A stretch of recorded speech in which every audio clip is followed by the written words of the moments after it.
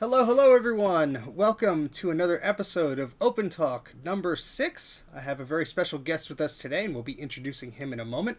You can probably see from the text on the bottom, it is none other than John Leake from the RetroMacCast podcast, which is a fantastic podcast. If you're not subscribed to that, better make sure you do that. And they also have a YouTube channel where they have their live podcast being streamed as they record it, which is always awesome because there's always some bits and pieces there that you may not miss if you that you may not catch rather if you don't watch that stream. So be sure to subscribe to them on YouTube as well. Let's just make sure my audio is okay. Everybody could hear me before we continue on with our guest here. We have about 15 people watching, so that's awesome. And we have a bunch of people in the chat already. We have Mike, we have Christian, we have Trina, a bunch of awesome folks here. So thank you very much for tuning in. And it looks like the audio is good. Excellent. So without further ado, I'm going to introduce our guest here today, the one and only John Leake. So here he is. John, you're on the screen. Hey, what's up, guys? Hopefully you could hear John okay. Let me know. John, Test, you test, test. want to sing a little song or test? Yeah, there you go. Law. All right. Whose ears are bleeding? Let's see. That's the test here. Oh, we got a bunch of folks stopping by. Excellent. I know the YouTube chat is a little delayed here, but I think we're in good hands. The meters are jumping, so that's excellent. Nice. So John, we gave you sort of a bit of an introduction, but do you want to sort of introduce yourself and talk to everybody about who you are and what you're involved in? Oh, yeah. If you're not familiar with it, I'm the co-host of RetroMacCast along with James Savage. We've been doing it for 11 years, 12 years. A while. We've been doing it for a while. We're up to up almost to 600 episodes. I think we'll hit 600 maybe this year, if not early next year. Yeah. Yeah, it's a lot of fun. Yeah, it's we all enjoy the Macs. Otherwise, we wouldn't be sitting here surrounded by them talking about them. Oh, So, of course. And you have quite a collection behind you as well. oh, well, thanks. I got lucky with my collection. Back in the day, they used to do school sales. I don't know Oh, if you so like school surplus sales, or they'd get new computers, they'd sell their old stuff. So a lot of these systems only cost me $10 to $15. that's good. Right. Especially with today's pricing. My goodness. Oh my gosh, yes, yes. Yeah, and had I known what was going to be like so popular and sell for quite a bit, I would have gotten more of those back in the day. Oh, of course. Like pizza boxes with the Apple IIe cards and stuff like that. So yeah. Yeah, yeah. It's just one of those things where it's like, oh, and everybody has so many of those. Nobody ever gonna pay $500 for one. And then now they're scarce and nobody has the cable or the adapter for that particular thing. Darn. Right. Oh my gosh. I mean, thankfully there's a thriving. It seems like we're in the midst of a thriving community here where people are reverse engineering boards. They're creating cables and Man, adapters and tell you what. Right. crazy stuff that I can't do. I mean, I give me a soldering iron, I'll try to fix something, but that's the extent of my abilities.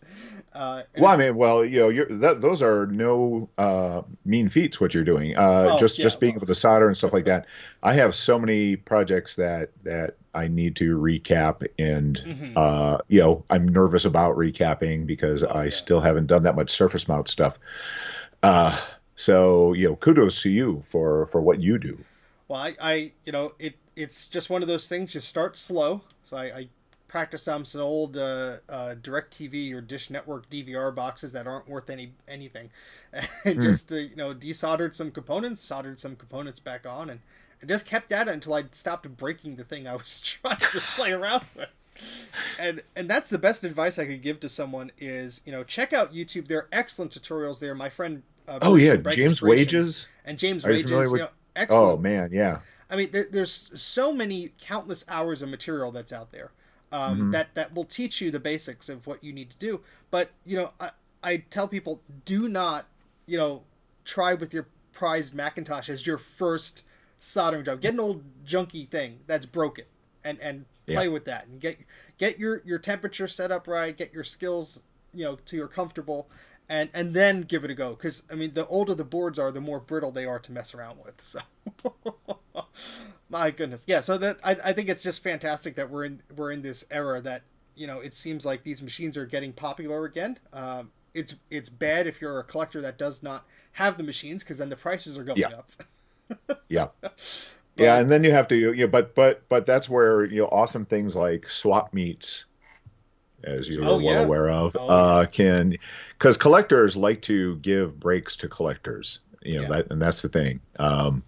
Especially if they know, we can mention some people that I will not mention by name on eBay, Oh yes, yes. who No, I'm sure you have a name or two in mind. yeah. Just me saying that, Mr. Polka that you. Dots, yeah. Yes. Oh, there you go. Yeah, yeah, yeah.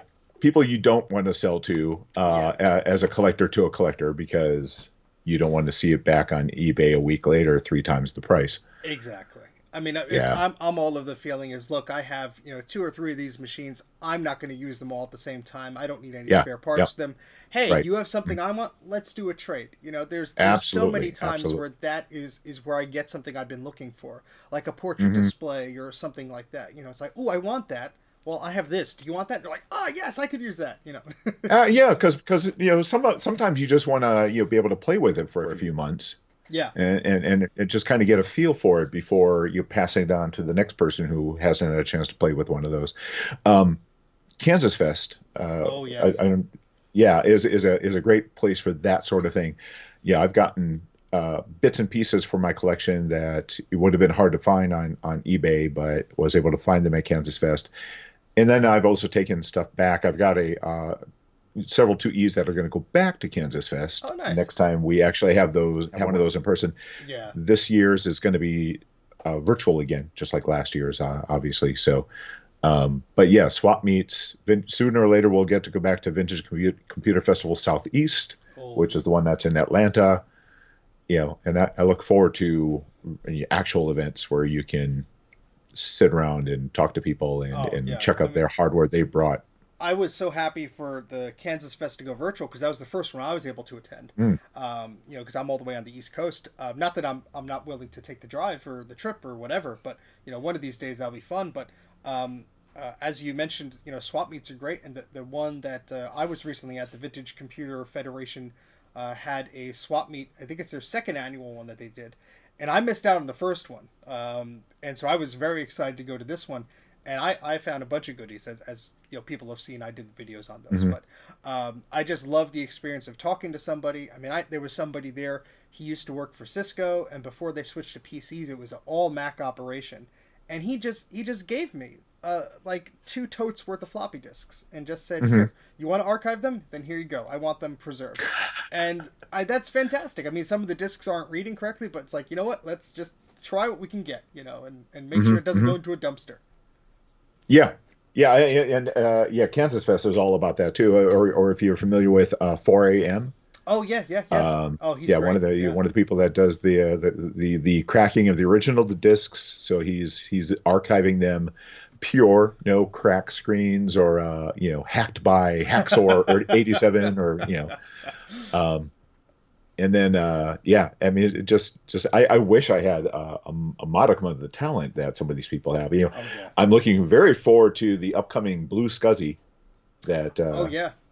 Yeah, I yeah, got I I've just got a did couple an of those on order. yeah, I just did an order for 2 of them, and I Uh-huh. ordered from Tom. He's one of the distributors here in the U.S. And I just joined on their Discord and everything, and fine group of people. I'm very excited to play around with that and see, 'cause I have Yes. the SCSI to SD adapter.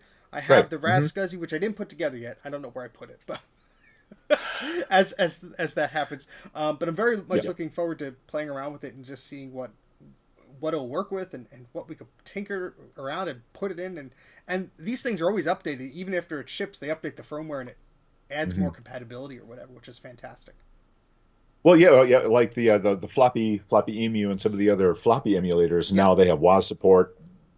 I mean, yeah, Steve Chamberlain of the Big Mess of Wires. Yeah, it's there it just like is. every time you turn around, he's like, "Oh, now I've added support for this computer with the same hardware. Oh, now it does this. Now it does so." I mean, that thing does. I think it supports anything that Mac made that took a floppy. Lisa, Apple Yeah. III, Apple II, Apple II GS, SmartPort emulation. It's just It's wow. Talk about a fantastic. yeah. And And then the Blue SCSI. I yeah. mean, talk about the cool advantage over that of being able to put a disk image on there versus having to actually partition it and everything, Yeah. which means that you can take the same image from Basilisk 2 or Sheep Shape. Well, yeah. Yeah. Well, actually, not Sheep Shaver yet because right now it doesn't do PowerPC, Oh, is that's my right. That's understanding. right. Yeah. But still, Basilisk 2 and go right from emulation to real hardware. And How cool is that's that? the trick because if you have the SCSI to SD adapters or any of those like that, they're fantastic. I love them. Yeah, yeah. But Hmm. in order to write data to the HFS, Mac OS standard partition, you need Leopard or lower to be able Yeah. to read write to that. I know there's some ways in Windows and things to do that, but not for the faint of heart. Right. And so to Yeah. get into these vintage Macs and to get them working, it's like you need another vintage Mac, which Right. dorks like us, we have plenty of them, so it's fine. Yeah, yeah. When I set my last one up, I took advantage of my tie book There you for go. just Yeah, an OS 9 perfect. for that to be able to read and write to the SD card.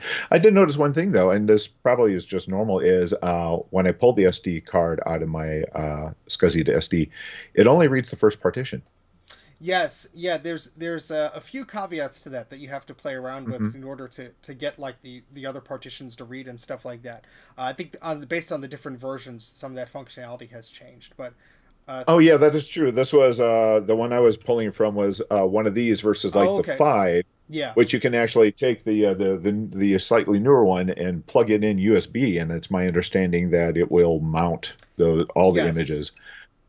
Yeah, yeah. That's so I think the version 6. I have the version 5, whatever here. I think the 5.2, which is attached permanently to an iOmega zip cable. There it is. So yeah, but I think the Blue SCSI is great. I mean, it's a little bit more affordable, and the drag and drop of the image support, I think is going to take just you just get your emulated image, which people could mhm. post online or whatever, and then you just drag it and drop it, and you don't have to bless the system folder or So anything like nice. that. It's just Mhm. all ready to go. So I'm very excited about that.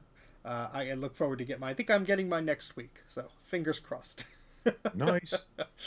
So we're just geeking out here, but let's talk a bit about. I'm very curious about how you got your start into personal computers and electronics, and your Yeah, first yeah. machine, etc.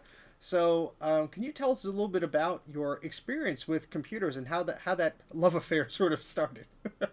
Oh yeah, sure. So I will put my first computer in quotes. It was a Timex Sinclair 1000, which yeah, if anyone's familiar with that, was an interesting thing to program because it was you had every key had a basic command assigned to it because there's no way you could do any fast typing on that thing. It was a flat membrane keyboard. Oh, So bad, so bad, so bad. But I did uh, while I was still in high school. So I graduated in '84. When I first got into high school in 1980, um, they had no computer. hmm, In '81, they got a two or two plus. They only had the one, and so if you were in study hall, you got to go play around with it. And I remember playing Robot Wars, and me and another kid had to go in halvesies on a floppy disk because a floppy disk was $10, oh and yeah, we just notched it. And so I had my data on one side, his on, it was crazy. that's awesome. Um, but in before I graduated from high school, I actually I took money that was earmarked for me for college, which I never went to, and bought an Apple IIe instead, Oh, and nice. Well do not worth it, I regret would it say. 1 minute. And I still have it. That is it right Oh, that there. is I've had beautiful. that since one owner new. Still works. Still love it. And How so could yeah, you that's not love it? right. And I think it's one of those anyone who's about my age, maybe give or take a couple of years, probably had a very similar story of how they got into computers. There was an Apple II lab at their school, Hmm. and yeah. So so for the twos, I owned my 2E, and then I bought a 2GS new, Oh, nice. and it was the mid '90s before I actually got my first Macintosh. And it Okay. was a terrible one. It was the 6200, Oh, 75 megahertz, what a way to start out. 603. Yeah, not a what one that was labeled later in many magazines as a road apple. Oh, yeah, I love Um, that term. yeah, I now fortunately, and I say this in all seriousness, fortunately, my 6200 had a graphic error. There was a problem with Okay. several of the built-in, uh, was it Rage? Anyway, the graphics chip, there was a known problem, and there was a tester that they would give you, and if yours was bad, they would replace the logic board. Oh, And so I got to go from a 75 megahertz 603. They bumped it up to a 100 megahertz 603E, ooh, not bad. and I tell you that made a huge Oh, yeah. difference. It actually made it usable. My played Descent played so much better. Oh, nice. Good choice. Um, oh yeah, man, Descent. So I remember going over to my buddy's house who had a PC and spending time getting our setups. My Mac talking to his PC so we could play Descent networked. And usually we then more time spending, was getting the network going than we actually got to play. But Well, that's yeah, always the case. Like tinkering around getting things to work. right. We have So, James from Hyper Talking in the chat saying his first computer was a ZX81, uh, so uh, uh, uh, same uh, as the Timex. I'm you, sorry, you, bet, ZX. you better. Like There you go. You better. there. So somebody will come down on you hard. I hear the comments rolling in already. Sorry, I've never owned one, so the proper pronunciation is a bit lost on me. But then we have Mike saying your 6200 could have been worse. It could have been a 4400. Oh, really? Oh, even worse, huh? Oh, yikes. Yeah, I actually Yeah, have one over there, and it's quite a temperamental machine. oh my goodness. Oh my goodness. So as far as collecting goes, other than buying new and never getting rid of it, I had a buddy that worked at a bank, and Oh, they were upgrading their hardware, and so they had a bunch of old Macs that they gave to him, oh wow. and that's how I got my Color Classic. Oh, cool. Yeah, That's awesome. I got that in a Mac Plus and one or two other systems, and that kind of started the collecting bug. Oh, I can imagine. I mean, these days Yeah, they would probably never do that. They'd have to call in a recycler, make sure the data's all wiped, yeah, drill right. holes Right. through the Destroyed the poor hard machine, drive, and and oh yeah. hmm wow. It's just that stuff just doesn't happen anymore. So that's amazing. It's a great No, way to get a collection. it's kind of sad. At least in this area, you can't even like go to because Goodwill used to be a really good place to go and get Yeah. like old computer hardware. Our Goodwills do not sell. They do not take old computers. Oh yeah. Yeah, I don't know if it's like that from state to state, but it's in Florida. Yeah, you will not find a used computer in a thrift store anymore. Yeah, the same as with our Goodwills here. I think they have a partnership with Dell, and so any of the machines they just basically just give to this donation platform or whatever they do. They recycle it, they get the money for it or whatever. And I've never seen a laptop or a desktop at Goodwill. I've seen, bits and pieces, keyboards and mice and stuff like Sure, that. sure, sure. But Yeah. but yeah, never ever had the pleasure of finding a Mac or a PC. The Salvation Army, where there are stores left, I think there's a few in Pennsylvania near where my father's house is.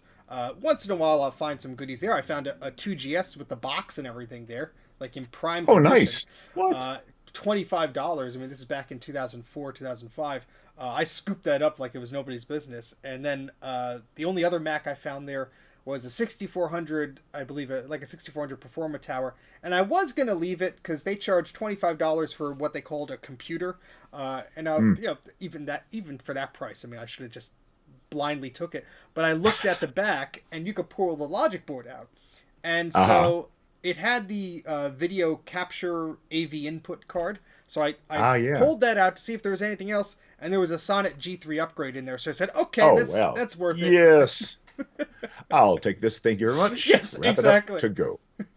We're So getting. speaking of 2GS, I see you've got a 2GS kind of sitting over your left shoulder there. Let's see. If that. Oh yes. That is hiding. It has a hat of a Sega Master System. Uh, the power supply is over here. I made the mistake of installing the reefer capacitors sitting up where the power socket has to sit right on top of that. So I have to reinstall new caps that are sort of crooked to the right, and then it'll be all good to go again. But it's sort of just hanging out, looking sad for the while. But it's next to the naked Quadra 800, which is naked for a reason because I keep having to rip the thing out to plug something different in and everything. But got it right. Is that just kind of your test bench? Yeah, we're getting. Somebody said your video's kind of out of sync with your audio. Not that I care, but just so you're aware. Okay. I don't think you could do anything about it anyway. Yeah, not really. I'm sure it's a Skype issue. Yeah, it's a technical Microsoft. thing. We're not technical. Yeah, let's blame it on Microsoft. That's the best way to go about it. Oh boy! So I'm sorry. You were talking about your collection. So you got some hand-me-downs from an old bank from a friend that worked there. Yeah. And other than that, like I said, most of them came from the school surplus sales. And I have splurged a few times. I've got a TAM that I did spend probably with shipping close to $1,000. Okay. Not a bad price for a TAM. Still not bad, and it's love it. I've gotten some very lucky. I was given a Macintosh TV. Nice. One of the black. It wasn't working capacitors, and that one. It's working right now. It's obviously a temporary fix, but I just did the cleanup around the capacitors with some isopropyl, and it booted right up. Nice. I know James has his Mac TV that needs the same issue. I offered to recap his. I'll offer the same extension to yours, so we'll do a double Mac TV recapping. So because that was given to me for free, I did end up buying a keyboard from Mr. Polka Dots. Okay. He did come down in price a little bit on it when I messaged him, so that that's something good. Anyway. Yeah. But like I said, it was worth it. And then all right, so doing the podcast, a couple of things, really cool things that have happened from doing the podcast is so we did the show on the Macintosh TV, and I mentioned that I now had a mouse. I had everything was a matching thing. Okay. And except I didn't realize it came with its own remote control. Oh, yes. And one of the listeners said, "Hey, I got rid of my Macintosh TV, but I recently found the remote control. Do you want it?" Perfect. So I couldn't just take it. So I swapped him. I set up a SCSI to SD for his SE30. Oh, and sent that to him, and he sent me the remote control, which is pretty darn awesome. The other cool thing that's happened, one of those little credit card type remote controls? Yeah. Like it's that's really cool. Yeah, when I got my Macintosh TV, it actually came with two remotes. It had that one, and then it had like the old Performa style one. But I'm pretty sure the person just included that guy. Yeah, that one. So yeah. I don't know if they had a transition or if this guy just gave me both. Nice. So all right. So the other kind of cool thing that happened is James used to do a lot of traveling for work, had a lot of like frequent flyer miles, and actually was able to get me tickets to go to Macworld a couple of times with him. Oh wow! And so one of the times, what year are we talking about? Oh gosh, hang on. See if this has a year on it. It does not. Oh wait, hang on. So I know I got to go in 2008, but I got to go a couple years earlier than that. I think I've been to 2 or 3. I was there for when Steve Jobs showed off the MacBook Air. Oh, that's cool. And this is in San Francisco, then. Yeah. So after the talk, he's kind of milling around the crowd, and I'm trying to get near him. And I never got to shake his hand or anything like that. Or one of the listeners who was also there sent us a picture, said, "I think this is John." And sure enough, there's me, and about 3 people away, there's Steve Jobs, and then behind me is Johnny Ives trying to get around me. And I'm like, oh my gosh. I mean, That's I would awesome. never, I mean, who knew? If I would have never even known that picture existed if it wasn't for the podcast. So Oh, that's pretty awesome. fantastic. Yeah, yeah, yeah, That's something that's really cool. It's like you didn't know someone was taking a picture, and you're just happened to be there with these awesome yeah, people. yeah. Oh, I bet Yep. that's so. I bet you have that framed. I guess that's what you were looking at. That's awesome. I mean, I've got it. I've got a digital. Because of I have gotten it. So I don't know. Have you gotten to go to many of the computer festivals? Vintage like A few of Vintage them, Computer yeah, Festival. yeah. Okay. The one in Atlanta had Andy Hertzfeld there one year and Jerry Manick Oh, there one year, cool. who was the guy who created the case. So I've been able to get their autographs. Oh, I've got sweet. I don't know if you can see that or not, the original Mac ad Oh, that's cool. with their pictures on it. So that's been kind of neat. That is beautiful. And it was really fun talking to them. I actually got to interview them for the podcast also while I was there. So that was kind of neat. Um, yeah. That is awesome. Having like on location podcast, Yeah. recording of Right. these legends. Well, and that's something I'm guessing you'll be able to do I sooner or hope later. so. Now that hopefully things will start getting kind of back to normal.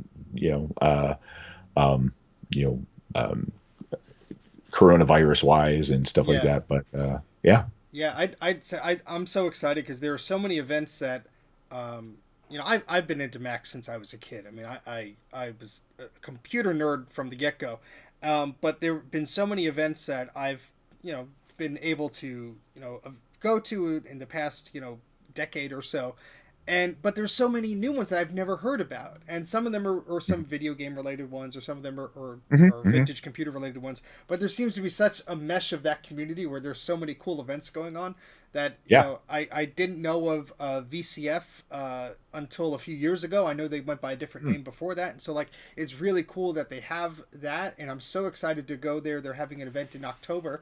That's VCF East, so I know that Sean from Action Retro is going to be there.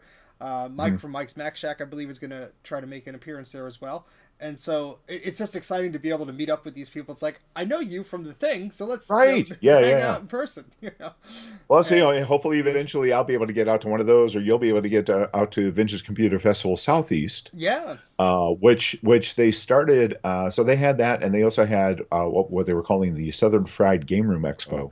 oh, okay, Um, and just last year they decided to combine the two into it was going to be the same event, mm-hmm. Vintage Computer Festival and also Vintage Arcade Pinball. Oh, And of nice. course then they ended up having to cancel it. So Yeah, yeah, kind of again talking about the kind of meshing of vintage hardware enjoyment. That's gonna be a great one when they finally do get to do that. yeah, and they're like you said, there are great places to pick up gear or do swaps and Yeah. stuff. I mean, Yeah. even though I didn't, I mean, I picked up my fair share of goodies at the VCF swap meet, but doing the videos that I did, people who were there that didn't see me there, or who did see me there but didn't bring everything with them, contacted me and said, "Oh, I have this. Are you interested in that?" Or "Are you looking hmm for this?" Or "Hey, I'm looking for this. If you ever see it, And that's I love doing that because it's like I have a pretty good eye for these things, and I'm not the biggest PC dork. Like if I see an IBM, I'm like, it's an IBM. But I know there are people out there. I was like, that's the special one, that the thing that I need. And it's like, okay, well, you keep your eye out for me, I'll keep my eye out for you, and I'll Yeah. store it in the garage until you can come to pick it up. But I think hmm that sort of community is what makes all of us, have a great camaraderie with each other. I think Yeah. across the Facebook groups, across social media. But when you could do it in person, it's something really special. Yeah. Yep. Yep. Yep. It'll happen again. I'm looking forward to it. So you got a bunch of Macs from your friend, and so how Yeah. did that slowly balloon into the awesome picture that we're looking at in your background? Oh, okay. All right. So yeah, we were talking the other day about yeah, we interviewed Jeremy Murley, who has this amazing basement setup, Oh and yeah. you and I were talking before starting it that you know you've got all this wonderful space that you'll be able to do something with. Living in Florida, we don't have basements, so I originally had. had a room in the house, and I kind of had to have the computer stacked. Um, Oh, yep, yep. and I really wanted space that I could basically have my collection linear. So you could sit down, turn on the system, play with the system. I've tried to Apple, network these as much as possible for playing Marathon and Descent and stuff like that. And so I built this. I got this. I didn't build. I had built a this. It's a two-story shed. It's 16 by 28. I've got the stairs on the outside, so it didn't take up a bunch of extra floor space. Good. So yeah, upstairs, this is my Mac attic, and I've got I'm going to say roughly 30 systems set up, maybe, Wow. well, maybe more. And yeah, so yeah, and I've got it kind of broken down. I've got my Apple IIs on one side, I've got my all-in-ones on this row, I've got laptops on this row, and Wow. then desktop systems. So I do kind of have them separated out. I and then yeah, I was able to set up shelves for all the extra like paraphernalia and stuff like that. Now my collection is nothing compared to James's. Mine, his is just outstanding and just gorgeous. But I do like the setup. I do like being able to sit down and just grab a system and start playing with it. I think that Um, is the yeah. best way to do it because we all have been there where you have like three Power Macs stacked on top of each other, and it's like, well, I just Uh-huh. need to get to this one, and then you have to move everything around just to get that machine set up and everything, and you're, by Right. the end of it, you don't really want to play around with it anymore because you've just gone through Yeah. all this mess to try and set it up. So to have it all set up at a moment's notice, flick on the power switch and get it going. Yep. That's the ideal way to do it.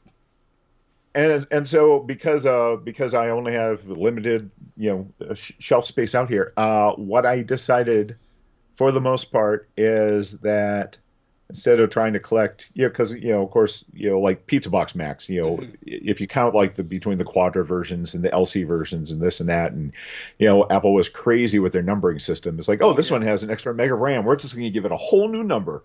Um, I basically what I've tried to do is I try to have no two systems that have the same body style. Okay, Okay. so that's kind of a good way to do it, and it doesn't always work because I've got like all of the G4 towers sitting back there in the back, and I Oh still have yeah.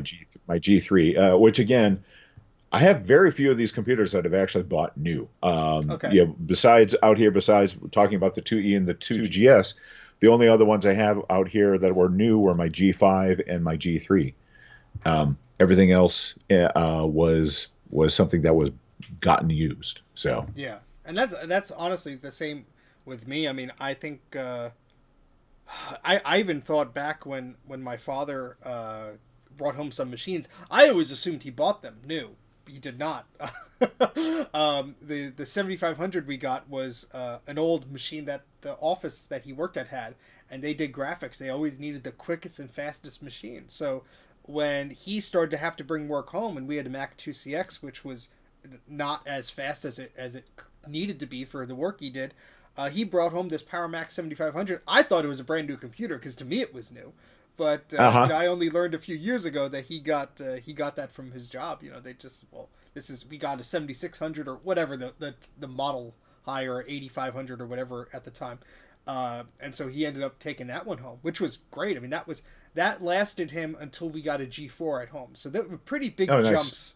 So Yes, it was yeah. the 2CX, the 7500, the G4, and then a 2007 iMac, which he still uses today. So it just tells you, how long these machines last. Oh yeah, what I'm talking on right now is a 2010, 27-inch 2010 iMac, Perfect. um, which I just read an article about. So this is an i3 processor. Well, I found out, I wouldn't be surprised that I can actually drop in a new processor. I could put an i7 in this thing Yes, because the power because it consumption was of the socketed. yeah the socketed chips has and because it's a 27-inch model, I believe the power consumption of that chip would be fine because the power supply and everything and the board would support that. Um, So yeah, yeah, so I those will are great be machines. upgrading this. Yeah. And you could find parts for those pretty dirt cheap. In fact, I have in my garage probably 4 or 5 parts of 27-inch iMacs. I think the processors work on them, so if you want to take a gamble, I'll be happy to send you some parts. But I wouldn't put it past you if you went to a reputable dealer that actually tests their crap before they send it to you.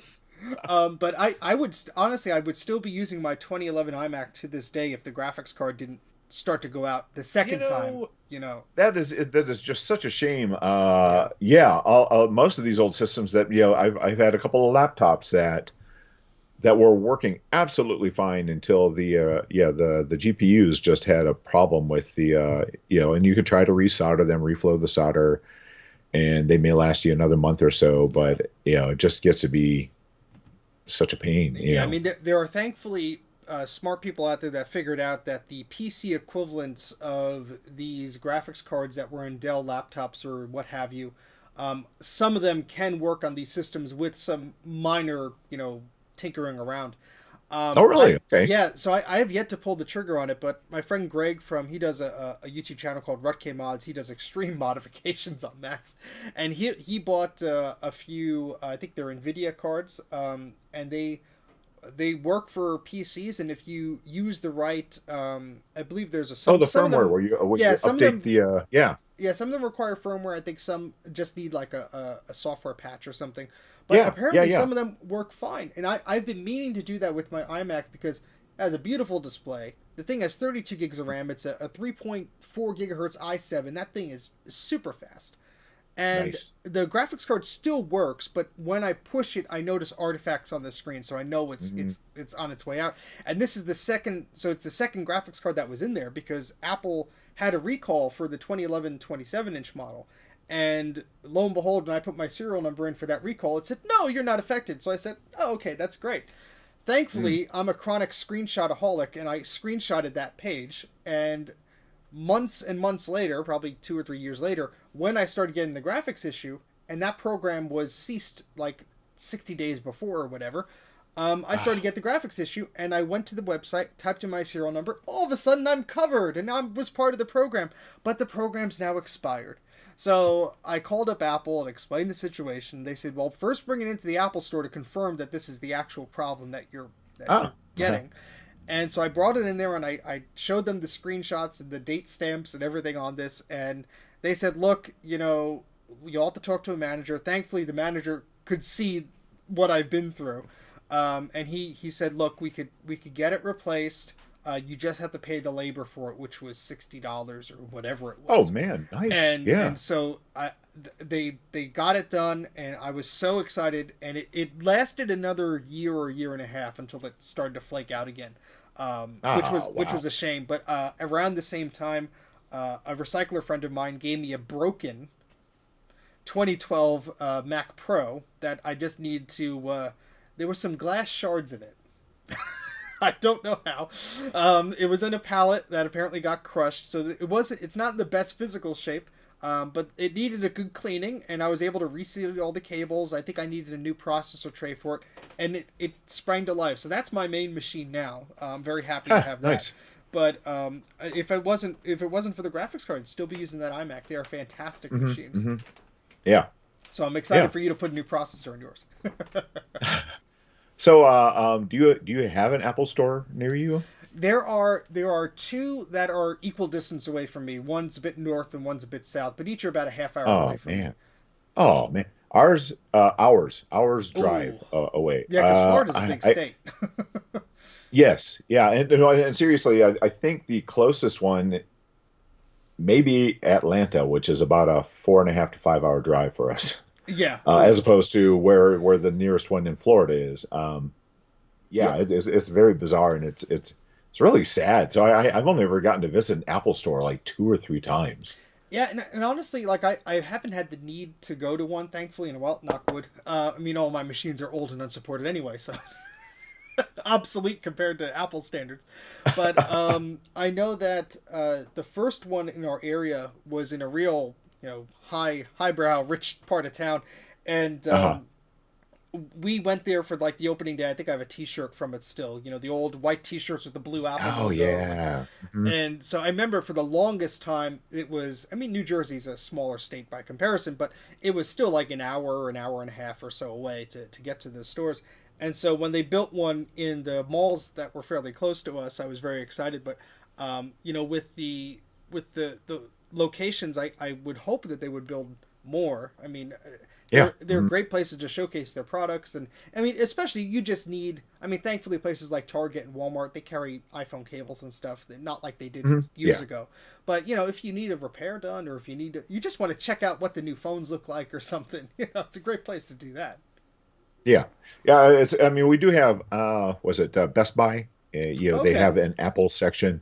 Yeah. Um, but you go into those places and it's just like the bad old days when, like Sears or everywhere Oh is selling yeah. them, but nobody that worked there actually knew anything about the Macintoshes. Yeah. It's kind of like that. You go to Best Buy and that's great if you kind of know what you're doing, but I mean, yeah, it's other fine than for that, somebody forget like it. us that I know I want Yeah. this configuration, blah blah blah Yeah. blah. Boom, I Uh-huh. got it. But somebody walking in going, Yep. "Oh, that's a Mac." They're not going to walk away with the machine. Mm-mm. Nope. Nope. That's So, I remember being I was a teenager going into a CompUSA, and the uh-huh. salesperson there was showing this lady an iBook, and she was asking very pointed questions. Does it have USB? Does it have this? Does it have that? And the salesperson was like, "Yeah, I think so." And it's like it's the printing is right below there of the specs of Yeah. the machine. Like he just had to look. And she's like, "Well, I need a machine with FireWire. Does this have FireWire?" And he's like, "Well, I'll have to check. I don't know if this one comes." And I just walked up and said, "It has FireWire." It's just like just a nosy Yeah, there, kid just be. there is a reason that Apple kind of recruited people for like, James has talked about going to CompUSA when I forget which operating system it was that they were debuting Oh yeah, I and think they it was had, 8.5 because I think he had the shirt on or one of the yeah, eights or right, something like that. right. So where they actually had outside just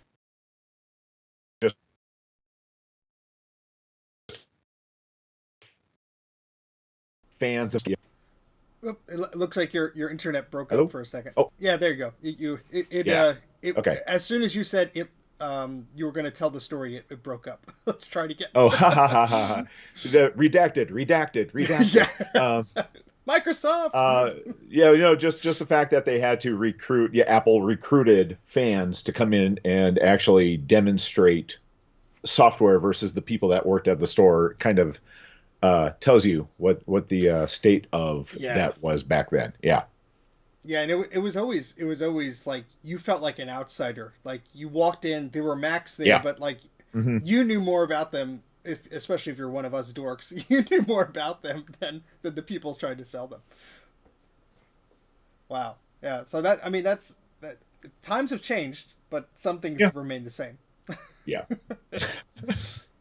So you have quite a collection of Power Macs and 68K Macs there. I'm curious, do you collect other things that aren't Macs? Any other fun things that you like to tinker with? Oops. Well, I do have the arcade games downstairs. Ooh, I've got yes. about, yeah, 20 mid to late 70s to mid 80s arcade games. Oh, nice. Again, all the stuff I grew up with, Pac-Man, Miss Pac-Man, Centipede, Scramble, Joust, Discs of Tron. Oh, I've got nice. not working right now because again, I need to get better at fixing things, but I have a sit down Vector Star Wars, one of the sit down Oh, Vector. that is Uh, cool. yeah, that was an awesome game back in the day. Oh, Yeah, so yeah, I've got a handful of those and a couple of pinball machines, which are even harder to keep oh yeah, working I can than imagine. I mean, arcade games. But yeah, at least those I've tried to recap one monitor so far. That's through the hole. I feel oh very yeah, a comfortable little bit easier. doing Yeah. that. It's just a matter of getting time. How do you? I do have a Robotron, all things DG. That one does work too. Um, um, I don't know how do you find enough time to do projects? Because I tell you, that is the hardest thing for me is It just is. being able to sit down and do something. Yeah, I steal time wherever I can. Lunch breaks on work, I'm desoldering things, or I know Wow. I'm going to be in a meeting at work, and I'm not really maybe one that has to speak up, but I have to sort of just be aware of what's going on. I'll put on my headphones, maybe I'll sneak down and I'll copy some floppies or something like that. You know, it's everywhere I could get a minute because Oh, that's great. there's so much stuff to do. I mean, I have machines that I have to recap for myself but I have Uh-huh. machines that people have sent me to recap. Yeah, You yeah. know, people have said, "Oh, my power supply for this LC model needs to be recapped. Can you do it?" And I said, "Well, technically I can, but there's like 10 different revisions of those power supplies, Yeah. and I need to measure, have it in person to measure the capacitors, see what, you know, the values are and everything before I can even say I could do it, and then I have to figure out the cost of those parts and everything, because look, I'd love to do this full time or whatever, but Yeah, yeah, yeah. it's not going to pay for itself because Nope. the parts are, they may be cheap, but the shipping is always $10 or $15. So you're ordering like 5 50-cent capacitors.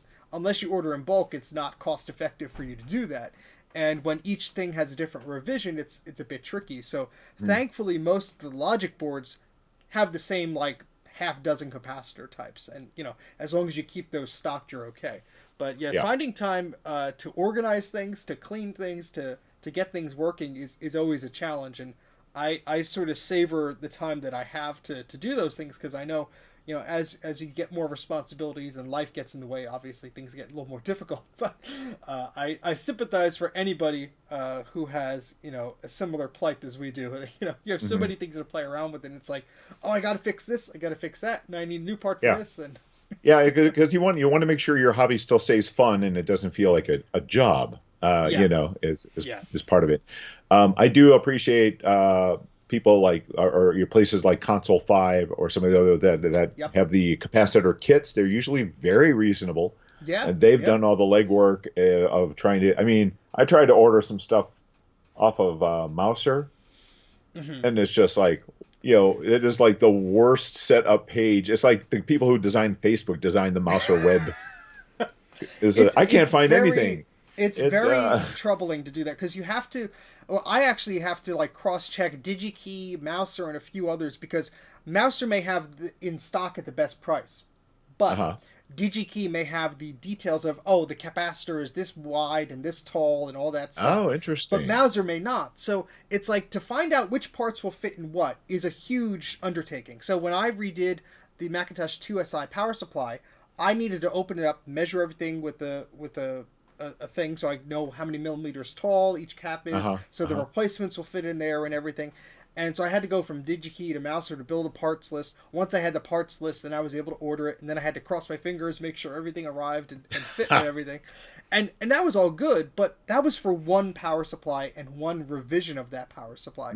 So the Mm-mm-mm. amount of hours I spent building that list, and then I put the list on my website, and yay, you know, whoever's doing it next, if you have the same Sure. revision, Yeah. perfect. But besides my website and Bruce's recapmac.com website, it's like, you need those resources, or you could just sink invaluable amounts of time into this stuff. And then, you know, it's great that these places like Console 5 have these things, but they may only have like a certain revision of the Macintosh Yes. Classic Hmm. analog board or this or that. So I'm all for ordering from that. And actually, I ordered from them for an Atari, was it an 800 Atari 800 power supply recap kit, and actually did a little video on that, which was all through hole, so it was easy job to do. But I actually tried to buy those caps on my own from Mouser, and I put a parts list together. For one unit, it was about double the price. So they must order those caps in huge In bulk. quantities. Yeah. See, that's the thing. Again, you got to be thankful for please because they are ordering, you know, hundreds of this cap, hundreds of that Yeah. cap, and it does really, price wise. So it's almost always worth it. And same thing with the monitors. They have what they call get well kits, Oh yeah. and Yeah. it's basically it's just you're just don't look for the bad capacitor. Just replace all the capacitors because they're Yeah. all 30 years old. If they're not going to fail today, they're going to fail a week from now, a year from now. It doesn't matter if it's a 50-cent part. Just replace it.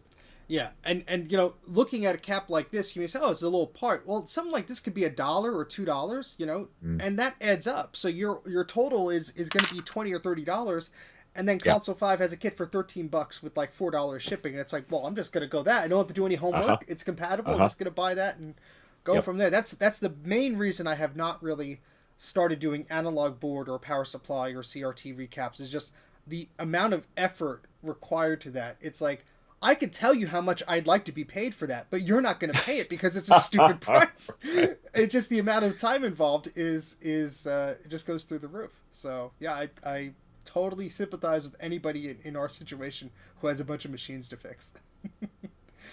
So with your arcades, do you try and repair them yourselves? I know you said you did some through-hole repairs.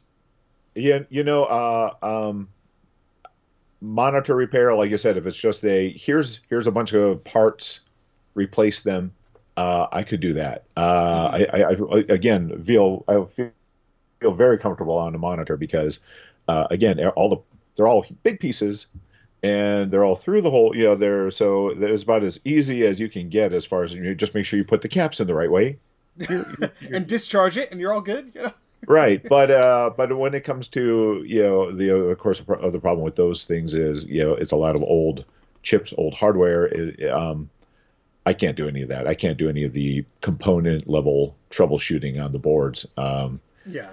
I've used a place called Eldorado Games, which will basically if you send to the boards, they've got a flat rate. They're like, this is how much it's going to cost, and as long as it's not anything like ridiculously different than they're expecting, they'll repair for that. Yeah, I can't do any of that level. Yeah, so I mean, with that sort of stuff, there's with these vintage electronics, no matter if it's an arcade or a computer, there's always something that needs to be repaired, whether it's caps or cables or chips or anything like that. Mm-hmm. I really have I was sort of thrown into the fire with the recapping work because I have over 150 machines that I have to do something with at some point, and a lot of them are the older 68K machines. So I see you have a sizable collection there. Is what you have there on display pretty much what you have, or do you have spare parts hidden away somewhere? Or I don't want to talk about my garage. Thank you very much. But you can look forward to seeing it on an episode of Hoarders coming soon. No, hey, I'll be right next to you on that episode. It'll be a double special. So I was friends with an authorized Apple repair guy who retired. Oh wow! And I probably have 15 to 20 Toaster Macs. You're ranging from 512, 120, 512, all the way up to like a Classic 2. Wow. That, I'm sure, the reason that he had them is because they had stopped working, and I'm sure it's because of capacitors, or at least probably 90% of them, or the batteries. Yeah. So yeah, I've got spare parts in the garage. I try to, other than the always fun thing of coming out here, turning on a computer that worked yesterday, and all of a sudden today it doesn't work. Yeah. Everything out here more or less is working. So good. Yeah, that's an achievement in itself. Right. But yeah, I if you're going to stay in this hobby, I'm just going to have to, bite the bullet. And I've got a nice SMC kit. It's got the nice air nozzle for removing the surface mount.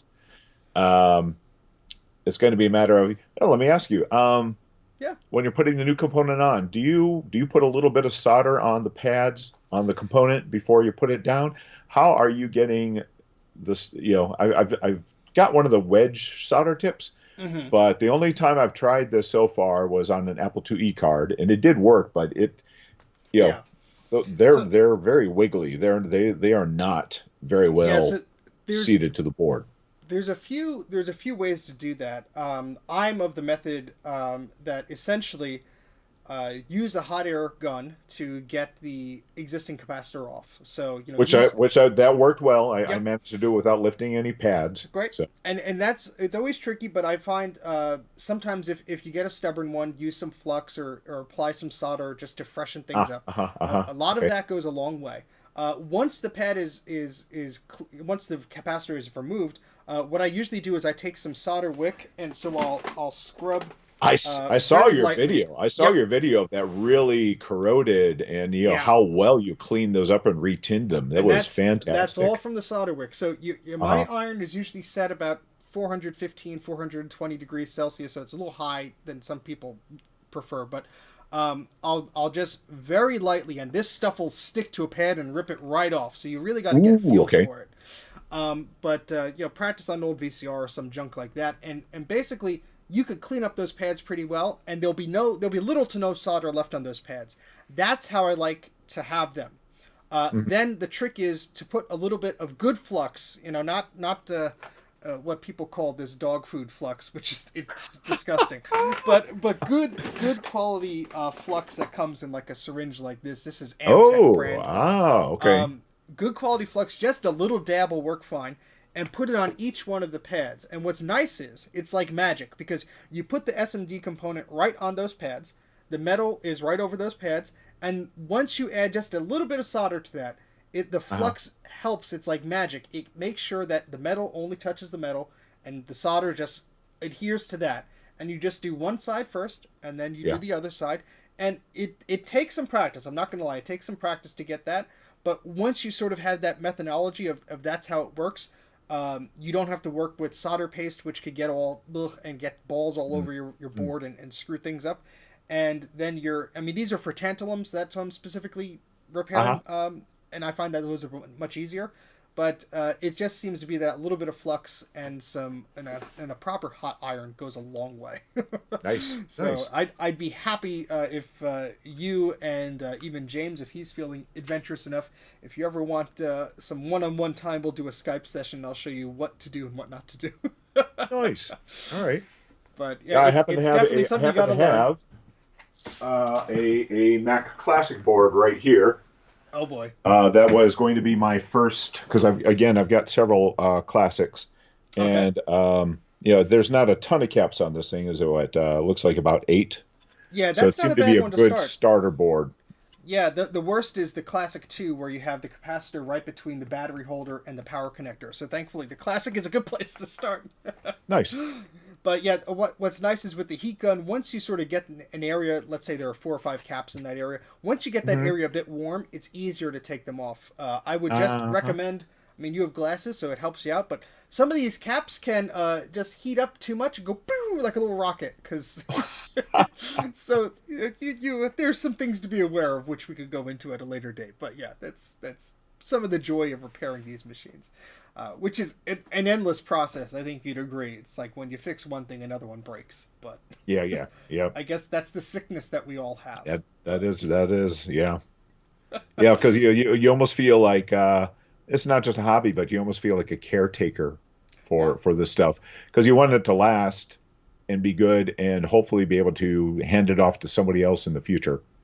Because exactly. it's only a matter of time before I figure I'll probably have all this stuff for another 10 years before I start finding new homes for it because I'll be in Yeah, my mid to late 60s then and you know yeah. I mean, get there's rid of only the so stuff much. before Yeah, my wife has to worry about it.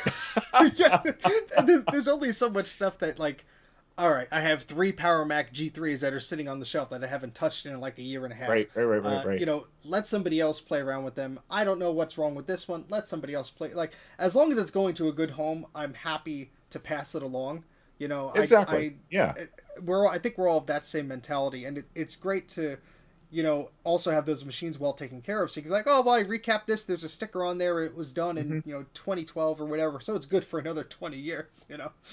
But yeah, so I know we don't have too much more time here, but I wanted to ask you another question related to the Macs. So you obviously have a collection of vintage Macs there. Have you always, ever since you started getting into Macintosh computers, has that been like your main, uh, I guess, vendor of computer of choice, or have you ever Oh yeah, veered yeah. over to the Yeah, Windows or oh the yeah. Linux side? I Or it just occurred to me. I don't think I ever answered the previous question about other. So yeah, arcade. Other computer wise, I do have a Timex Sinclair that I bought again off of eBay, just to kind of. But for the most part, yeah, I'm not. I've got if I've got a PC, which I mean I've got one or two, but I just bought those for gaming. I am not into collecting any PCs. I've got no emotional attachment to PCs the way I do to, mm-hmm. uh, Macs or Apple IIs. They're just a tool, as Yeah, opposed to some of these Macs. They're just there was something special about that. The Apple stuff back. The Apple IIe, the obviously the Plus and stuff like that. There was just something special about Macintosh and the Apple computers back then. yeah. nowadays it's I'm not looking. I'm sure the people growing up now, they may look back with the Macs that are now and have the same kind of fondness that we have for our old Macs that we grew up with. Um, but like the new hardware and everything, it's nice. I like the new iMacs; they look nice. Um, I think it would have been better if they had also made them so they could be used as an external monitor for something else, like my Yeah. 27-inch iMac can be. I've got an Xbox 360 connected to my Oh, there you go. iMac Yeah. because I can use it as a screen. So I think a lot of that cool stuff. I would definitely agree with you that we need the functionality that these newer machines are replacing the machines that had a little bit more yeah, bells and whistles that hmm these did, and yeah. it sort I of mean, it sort of answers that it's like I'm paying a little more for a Mac, but it could do this, this, and this. yeah. I mean, can you imagine especially with now that the newer Macs can't do Windows the way the old ones could? Imagine if you could still have just that iMac on your desk and then have a PC, under the desk somewhere, but connected to the Mac, so you have one beautiful monitor because the displays are gorgeous on them, Oh yeah, yeah. but be able to multi-purpose it so it's not only your Mac, but it's also an external display for something else. I think that would be an awesome way for them to go. Yeah, and my coworker had I think it was a 2012 or 2013 iMac, one of the last ones before they took away the target display mode, and she would use it all the time. It was an Yeah. excellent feature, but it's one of these things that for now we don't have it. Hopefully, somebody at Apple will be like, let's get that back in our machines again. Yeah, I see other people talking about the modern computers with nostalgia since everything is so locked down. Yeah. That is definitely another problem is there. Oh yeah, all right. Well, so there's a good point. I do not. The only iPad I own is an iPad 2. Okay. When it came time to me to start looking for a new tablet, I got a used Surface Pro instead. Why? Because I can put any emulator I want on there. I can put Cheap Oh, Shaver. I that's can right. put Yeah. Basilisk 2. I can put WinApple. So it's I'm still using for Apple and Macintosh stuff mostly. Um, but you can't do that with an iPad, or you can't very easily. Yeah. There was that gentleman that put got Basilisk 2 running on his newer iPad that was doing the artwork on it and using Mac Paint. But for the Surface Pro, it was very easy to get an Yeah, you emulator don't have running. to Didn't have to go through any compile loops. anything. You just install Yeah, the app, and yeah, yeah. that's one of the advantages to not having that whole wall garden idea. You Hmm. could put on whatever you want. But I'm the same way. I have a PC for games, but I treat that as a completely different thing. Hmm. If I have like an old PC thing that it's old and vintage, like okay, I'll play around with it. But if the power supply blows up, I'm not going to get too upset about Yeah, it. yeah, exactly. Right. But yeah, so as far as the modern type things, it seems like you're obviously still using Apple products today. So your latest Mac the 2010 one you have there? No, I do have some newer. I couldn't even tell you the year. I think they're probably 2015 or so. But I've got a couple of Mac Minis inside the house that I use for media server. Oh, Instead of great. like getting an Apple TV, I just have a Mac Mini connected to my Excellent. my NAS. It's a good way to Um, go. yeah, yeah, and then my daily driver is also a Mac Mini that I've got integrated into my computer desk. So, running High Sierra, and it will never run anything newer than that because I will lose my Adobe Oh, CS5 that's right. suite. That's right. I'm a graphic designer, and so there's no way I hate the whole monthly how Oh everything has yeah. gone to a monthly No, thank you. rental for your software. So, you know, CS5 cost me a pretty good penny, Oh even yeah. the student version, and I will use that pretty much until I die. So, Well, I'm in the same boat here. I have the machine I'm using now is my streaming desk machine, but this is running High Sierra. It's a 20 whatever the heck model Mac Pro, a 2009 Mac Pro, and I have Photoshop CS4 that uh-huh, is uh-huh. I'm still using it because for Yep, making thumbnails and stuff, it's perfectly fine for it. But I can't use that if I absolutely. upgrade the OS, so I'm just keeping it on this and crossing my fingers Yep, that nothing blows up. yeah, that's it. That's it. So yeah, I haven't played around with Catalina or Big Sur or anything I mean, Mojave is on my office machine for my job, but I've never played on anything else sooner. Oh, so somebody I'm gonna say the name wrong. Unfortunately, it's Oh, Helene, I do that H all the time. A Don't L worry. Helene. I'm sorry. I was just talking about going back to CS2. Oh, Interesting. oh yes. So yes. Holian? Did I say that For right? Holian? yeah, Holian. Yep, there you go.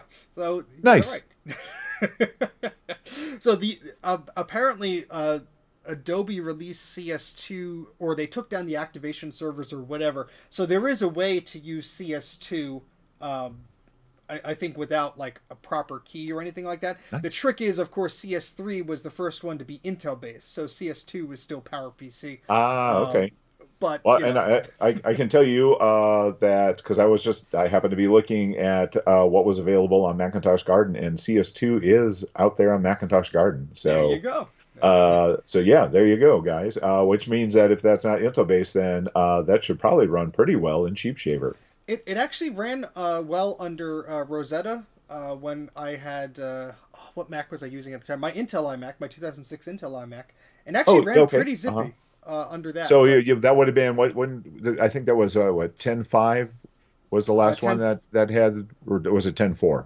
Maybe it may have 10.4 been had Tiger. it. So yeah, I think it might have been Tiger.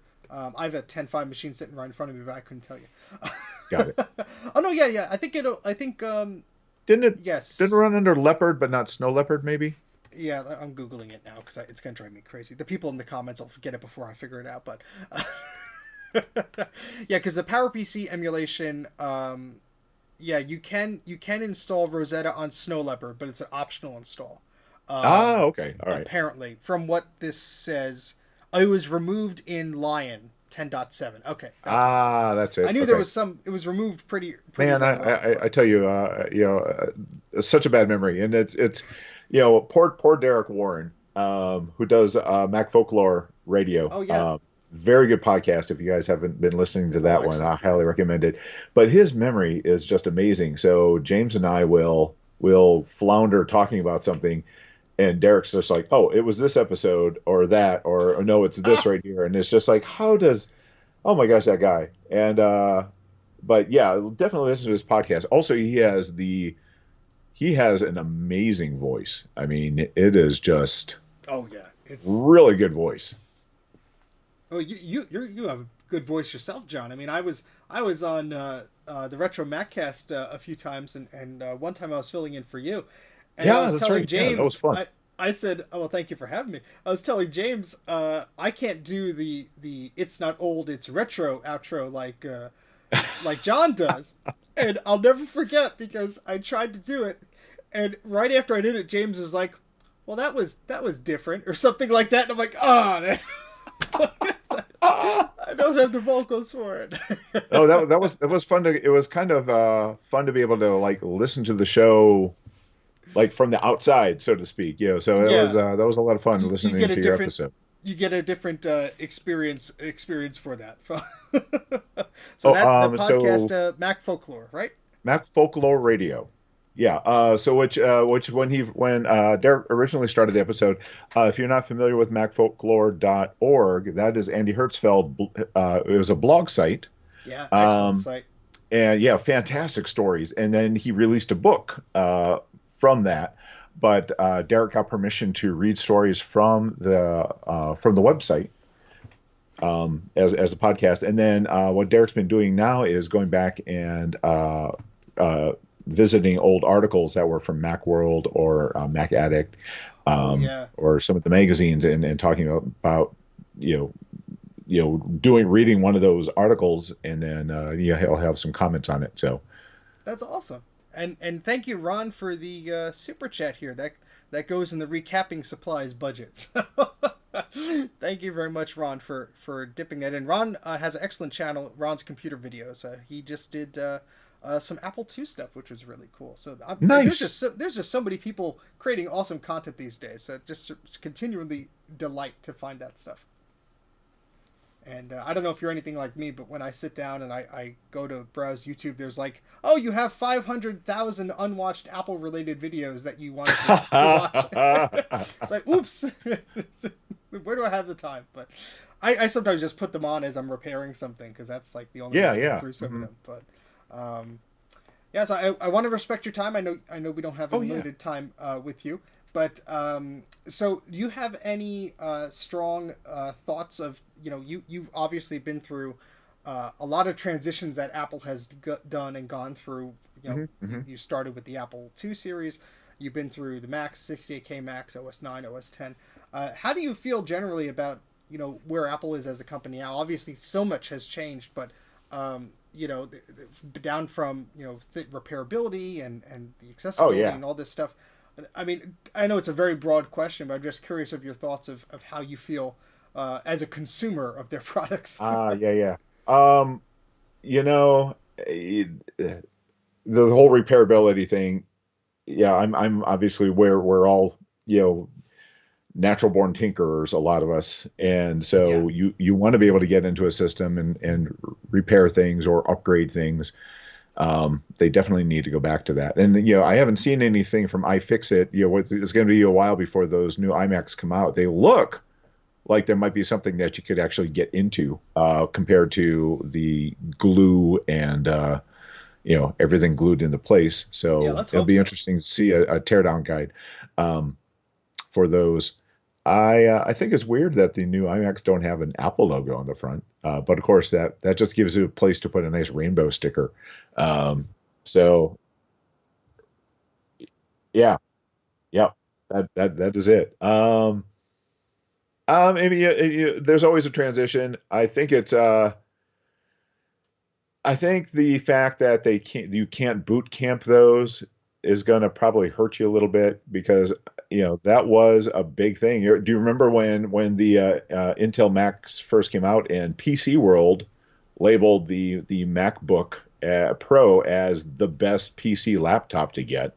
And I remember going to PC shows around 2007, Yeah, and Nvidia and other companies had MacBook Pros running yeah, Windows because they were just a sleek machine, And I, yeah, I will yeah. never forget Oh, the it first was. time I installed Boot Camp Beta on my 2006 iMac. I was the happiest Uh-huh. kid in the world. Yeah, absolutely, absolutely. And that isn't to say that Microsoft may not go whole hog and put out a version of Windows that's got some sort of I think, I mean, I know Wine. I believe Wine is Yep. they've got Wine working on the M1s, which is pretty impressive. But I just remember the bad old days of like Parallels, Oh yeah. or soft PC. I'm sorry, soft PC, Oh, when oh, you're trying to Insignia. run Yeah, yeah, and Right, when you're soft trying to run Windows. Mac Yeah. stuff or I'm say Windows stuff on a Power PC processor, and it was painful. It was very I painful. have a Yeah, as box opposed to copy of actually being Virtual able to PC play. somewhere. Yes, yeah, as opposed to being able to actually play a game natively, a Windows game on your Mac just by rebooting the system.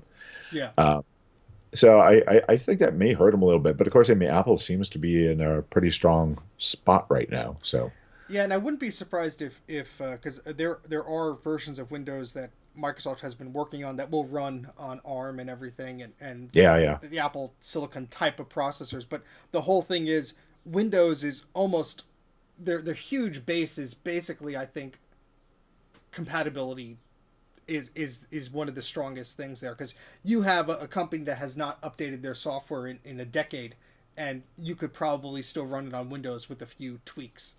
Hmm. And I think that is what is holding Microsoft back from pushing forward with Windows in a different flavor of architecture, because you Uh, lose all of that compatibility is probably what they're most worried about. But Well, it's I their mean, problem. but they do have like they have the version of Windows that'll run on a Raspberry Pi. Yep, that's true. Yeah, so I So think I think that's ARM architecture. there's a Who potential knows? there, I suppose. Yeah, We'll see if they yeah. let it do it. So yeah, it's only a matter of seeing what's gonna come. I'm looking forward, case-wise design, to see what they do with the new Pros when they just yeah.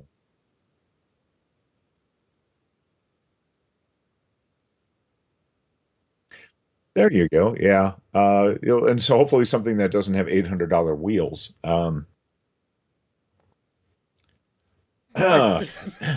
I tell you what whatever I'll they do. I'll go were. to the It's just hardware store. I'll get some wheels ridiculous. and some duct tape, and I'll sell them to you for Uh-huh. 20 bucks. There you go. There you go. All right. Oh, Yeah, I should that's. probably Oh, yep, yep. No worries. getting off of here, Yeah, unfortunately. well, no worries, John. It's been an absolute pleasure to have you on, and I know James was a It's little been a jealous lot that of I fun. got to you first, but he's welcome on the show. I just wanted to. I thought it was a good idea to have you both individually because you both have different stories to tell and things like Yeah, that, and yeah. didn't want you to have to compete with another guest or anything because you are our special guest for today. But I cannot thank you enough, John, and you could always catch John if you want to hear more of his lovely voice on the RetroMacCast podcast. And that is recorded almost every Sunday morning. And if you go to the Facebook URL that is below on the screen, there, we'll also put a link in the video description and all that stuff. Facebook.com/RetroMacCast. John is there, and of course, James is the other host of that show. Excellent, excellent podcast. What episode are you up to? You're like 500 something? Oh, I think like 580 something, Wow, perhaps. that's. I would have to look. I'm on But number six yes. of this show, so I have a long way to go. Well, But Steve, this has been a ton of fun. I am so thankful for you to stop by. I greatly appreciate it. So I'm gonna let you go now. I'm gonna transition over to the goodbye screen and give our guests a goodbye. But thank you so much, John. Greatly appreciate it. All right. Bye bye. Bye bye. Okay, great. So thank you everybody for joining us today. For John joining us. This has been a fantastic episode. I'm so glad he was able to take some time out of his busy schedule. And yeah, that was amazing. If you want to see more of John, of course, you go to facebook.com/RetroMacCast or search for RetroMacCast in your favorite podcast app or provider. They have an excellent podcast there, over 580 episodes. I mean, how cool is that? I'm featured on a few of them. I know some of my Mac friends in the community are featured on a few of them as well. So definitely check those out. Be sure to do that. It's an awesome way to spend some time, whether you're commuting or you just want to listen to some things. We're getting questions about me streaming a repair maybe later on. This day may not allow that time, but hopefully sometime soon during the week I have some repairs I have to get done, so we'll do that. But yeah, that's about it. Let me just do some tidying up in the chat here. There we go. And yeah, so thank you so much, John, for joining. If you want to find out more about the RetroMacCast, please do a search on Facebook or on your favorite search engine, and that'll come right up.